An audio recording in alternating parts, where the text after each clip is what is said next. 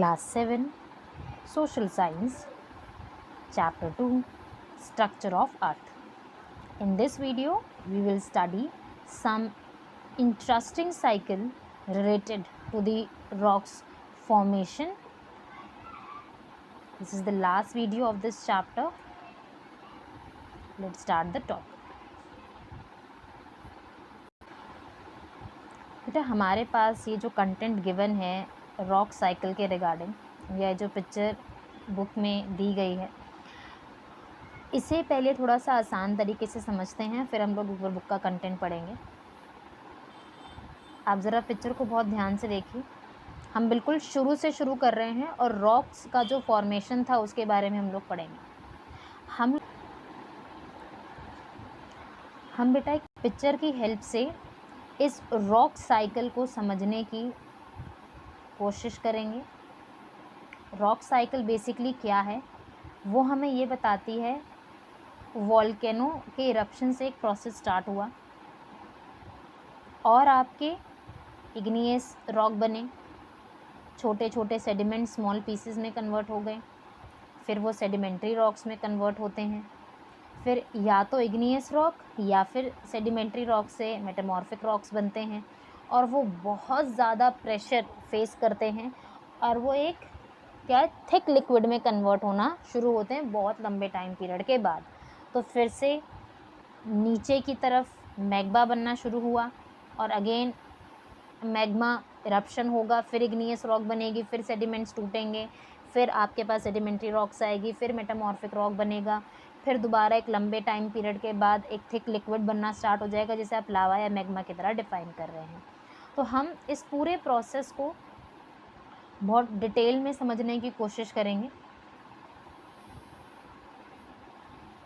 Volcanic eruption हुआ, कुछ intrusive igneous rocks बनी जो कि अंदर की तरफ ही रह गई, कुछ एक्सट्रूसिव इग्नियस रॉक्स बनी जो कि बाहर की तरफ बहकर आ गई। ठीक है, और उसके बाद क्या है प्रोसेस में, वो बाहर की तरफ आएंगे, सॉलिडिफिकेशन का प्रोसेस होगा, कूल्स डाउन होंगे और एक अलग स्ट्रक्चर में कन्वर्ट हो जाएंगे। उस अलग स्ट्रक्चर को आप क्या कहोगे, इग्नियस रॉक्स।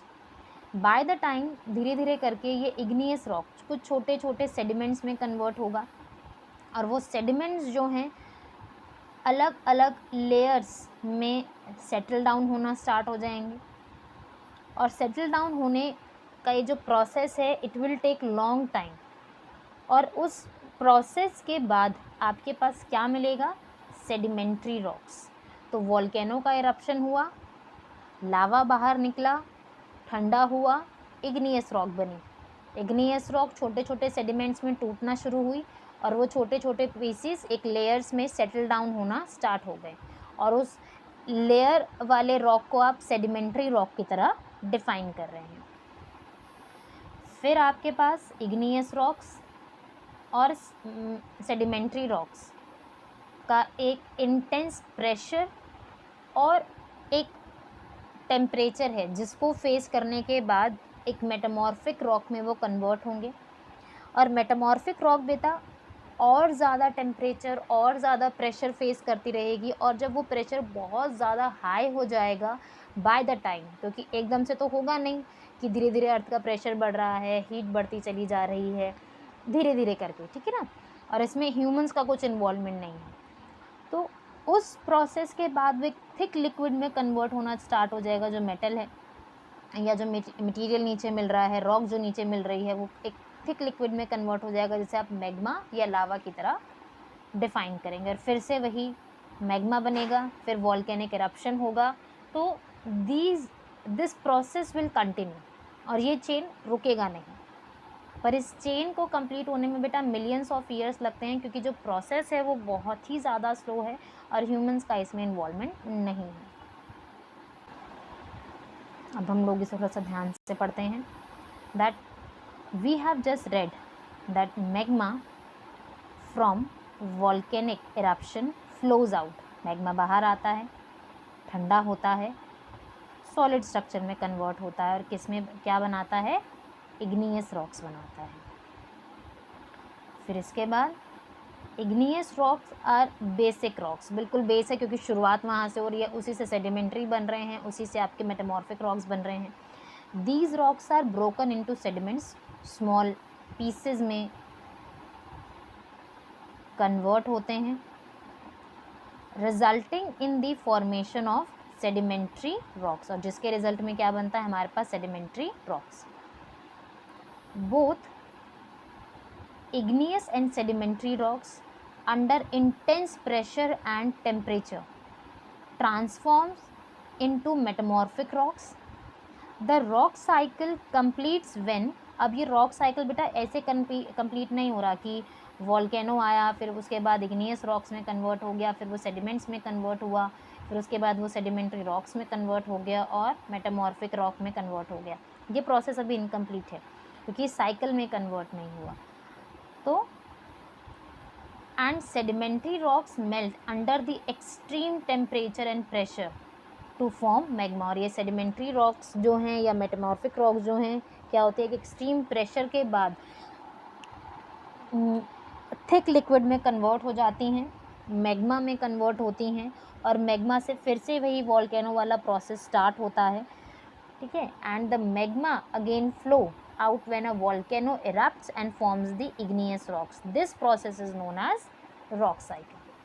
अगर आसान शब्दों में कहा जाए या वन लाइन स्टेटमेंट में अगर कोई पूछता है तो रॉक साइकिल बेसिकली है क्या?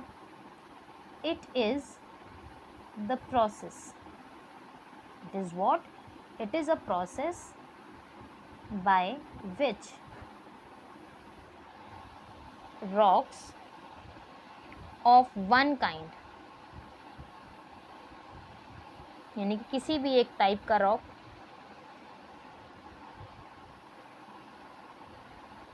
Change into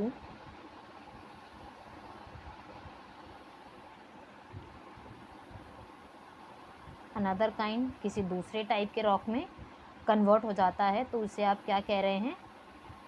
rock cycle. आप चाहें तो बेटा वो जो प्रोसेस हम लोगों ने अभी देखा है उसे भी आप ड्रॉ कर सकते हैं। इस प्रोसेस में क्या है? इग्नियस रॉक वेदरिंग और इरोजन की हेल्प से, यानी कि टेक्सचर बदला है, विंड या वेदर की तरफ से चेंज आया है, जिसके बाद वो एक सेडिमेंट्री रॉक में कन्वर्ट होता है। अगर सेडिमेंट्री रॉक मेल्ट हो रही हैं तो वो भी एक इग्नियस रॉक में, क्योंकि मेल्टिंग का प्रोसेस बेटा जैसे कि हम लोगों ने ऊपर पैराग्राफ में देखा कि जो मेल्टिंग का प्रोसेस है वो सेडिमेंट्री रॉक्स से मेटामॉर्फिक रॉक्स दोनों में फेस किया जा सकता है। तो सेडिमेंट्री से भी आपका इग्नियस रॉक में कन्वर्ट हो सकता है। इसके अलावा सेडिमेंट्री रॉक्स भी हीट, प्रेशर, वेदरिंग और इरोजन वाला प्रोसेस फेस करती हैं इधर, और वो एक मेटामॉर्फिक रॉक में कन्वर्ट होती हैं। अगेन मेटामॉर्फिक रॉक भी वेदरिंग, प्रेशर और मेल्टिंग वाला प्रोसीजर फेस करती हैं और इग्नियस रॉक में कन्वर्ट होती हैं। तो हेयर आर लाइक दोनों डायग्राम्स हैं, जो भी जिसमें भी आप कंफर्टेबल हो आप लर्न कर सकते हैं। इसके बाद बेटा हमारे पास जो लास्ट टॉपिक है वो है uses of rocks. The first use says that rocks का जो सेडिमेंट्स कन्वर्ट होते हैं, वो जो स्मॉल पीसेस में कन्वर्ट होता है, वो सॉइल की फॉर्मेशन में हेल्प करता है। एंशिएंट टाइम पीरियड पे बेटा रॉक्स को एज अ वेपन या टूल्स की तरह भी यूज़ किया जाता था एग्रीकल्चर फील्ड में प्रोटेक्शन के लिए।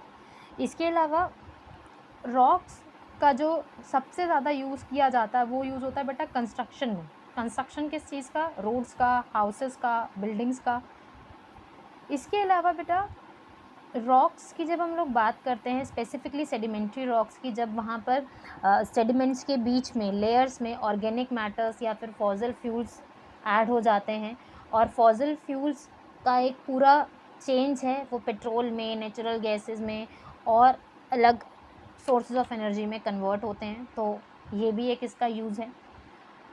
बहुत सारे मिनरल्स हमें यहाँ से मिलते हैं जो कि हम अलग अलग तरीके से यूज़ कर पाते हैं डे टू डे लाइफ की एक्टिविटीज़ में।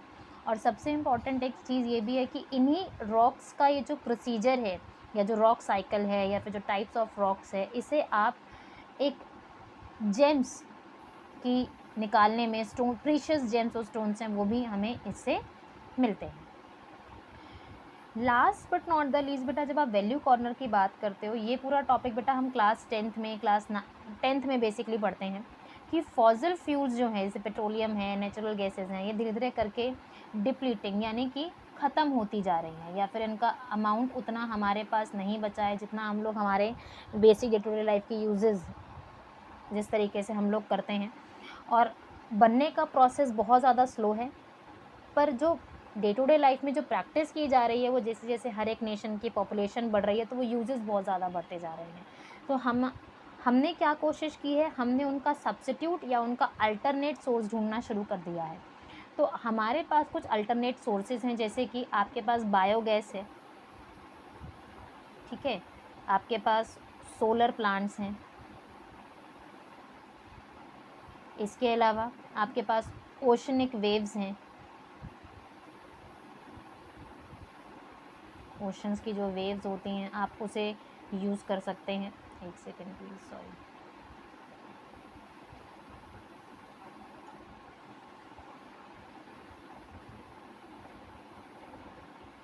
तो आप इनके वेव्स को कंट्रोल करना या फिर उससे एक अलग एनर्जी की तरह आप उसे यूज़ कर सकते हैं। तो बेटा ये चैप्टर हमारे लिए बहुत ज़्यादा इंफॉर्मेटिव रहा, जहाँ पर हमने अर्थ के इनर लेयर को देखा, उनके अलग अलग स्ट्रक्चर्स को समझने की कोशिश की, अलग अलग रॉक्स के बारे में देखा, रॉक साइकिल के बारे में पढ़ा, यूजेस ऑफ रॉक्स के बारे में देखा। तो this chapter was very informative for us. In the next video, we'll start one more new chapter.